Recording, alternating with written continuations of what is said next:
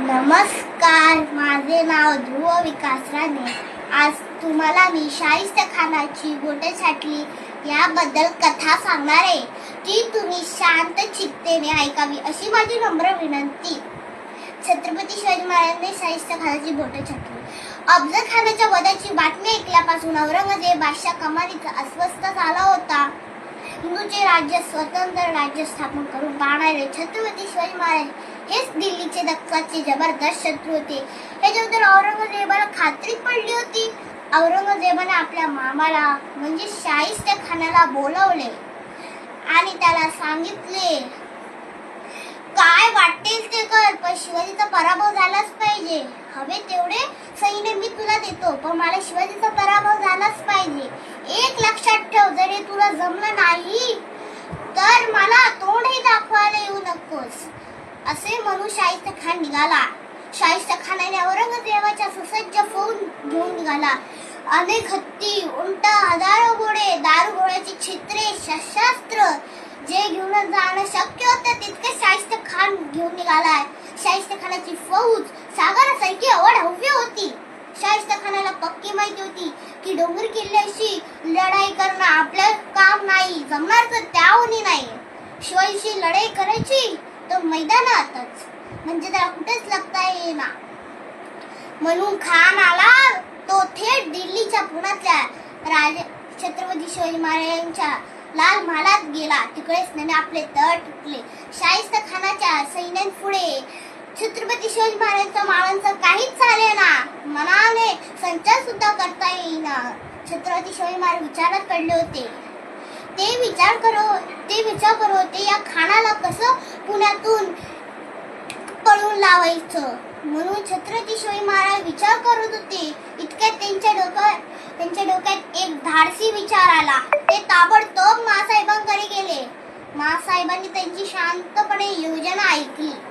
मासाहेबांनी डोळे बंद करून त्यांना सांगितले, अरे शिवबा, पण बेत फसला तर प्राणाला धोका आहे. छत्रपती शिवाजी महाराज म्हणाले, तुमचे व भवानी मातेचे आशीर्वाद आमच्या पाठीशी असतील तर आमच्या प्राणाला कोणताही धोका नाही. आम्ही काळालाही भीत नाही. म्हणून तर आम्ही तुमच्याकडे परवानगी मागायला आलेलो होतो. मासाहेबांनी आशीर्वाद दिले. छत्रपती शिवाजी महाराज ते विचारामध्ये पडू लागले. तिकडे शाहिस्तेखानाने पुण्यामध्ये चांगलाच बंदोबस्त वाढवलेला होता. वेशीच्या येणाऱ्या जाणाऱ्याला कसून चौकशी होत होती. छत्रपती शिवाजी महाराजांनी आपल्या एका मावळ्याला लग्नाची वरात ठरवल्याप्रमाणे सांगितली आणि तो मावळा शाहिस्तेखानाच्या अधिकाराकडे गेला. परवानगी दिली. महाराजांचा पुढचा रस्ता मोकळा होता. संध्याकाळची वेळ होती. लग्नाची वरात ठरल्याप्रमाणे वेशीवर आली होती. नवरा मुलगा घोड्यावर बसला होता.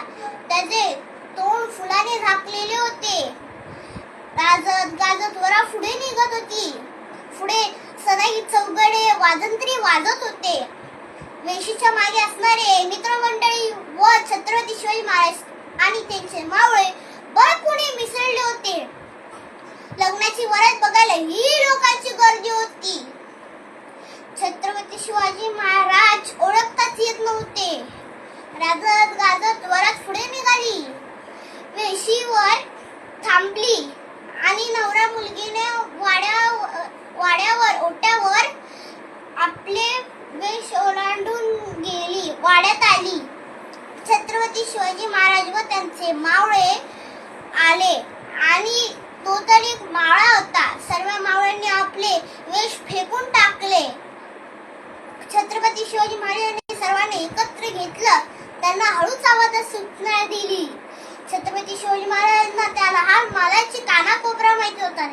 तिकडे बालपणच गेलं होतं ना. छत्रपती शिवाजी महाराज खिडकीतून प्रवेश केले स्वयंपाकघरात. तिकडे स्वयंपाकघरामध्ये आचारी दुसऱ्या दिवशीची तयारी करत होता. त्याच्यामध्ये तो मग्न होता. छत्रपती शिवाजी महाराजांना तो आचारी बघताच तो गोंधळला आणि छत्रपती शिवाजी वेळ न देता त्याची गठडी ओढण्यात आली. छत्रपती शिवाजी महाराज व त्यांचे मावळे खानाच्या शय्यागृहात शिरले. खान आपला डाराडूर झोपला होता. खानाला ही माहिती होती की आपल्या खोलीमध्ये अक्षरशः काळ उभा आहे. खान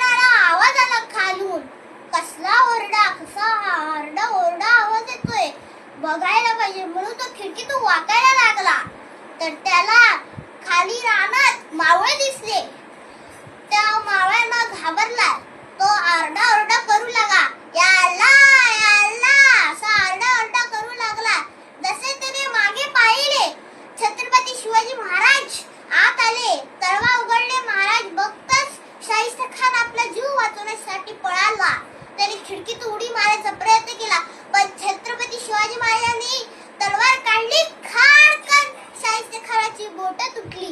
शाहिस्ते खान पळत पळत जनान खानात गेला, मूर्खा घालून तिकडे बसला आणि म्हणत होता, हम पर रहम कीजिए, हम पर रहम कीजिए.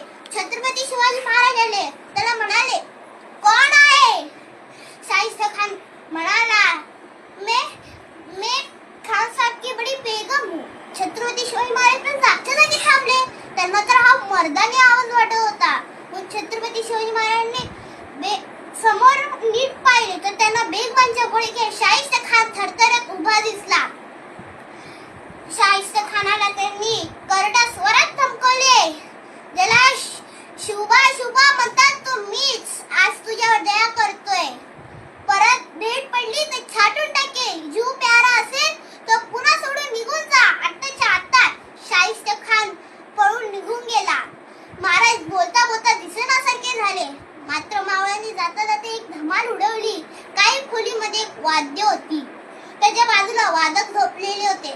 त्या वादकला वाद्य वाजवण्यामध्ये भाग पाडला आणि वाद्यामुळे छावणीत अजून गोंधळ झाला. छत्रपती शिवाजी महाराजांनी याचा फायदा घेऊन ते सिंहगडावर पसार झाले, पण शाहिस्ते खानाची फौज त्यांचा पाठलाग करू लागली. अचानक त्यांना एका दिवे घाटात मशालींचा उजेड दिसला. त्यांना वाटले की छत्रपती शिवाजी महाराज आपल्या मावळ्यांसोबत पळून निघाले. ते दिवे घाटात गेले तर त्यांना बैल दिसले.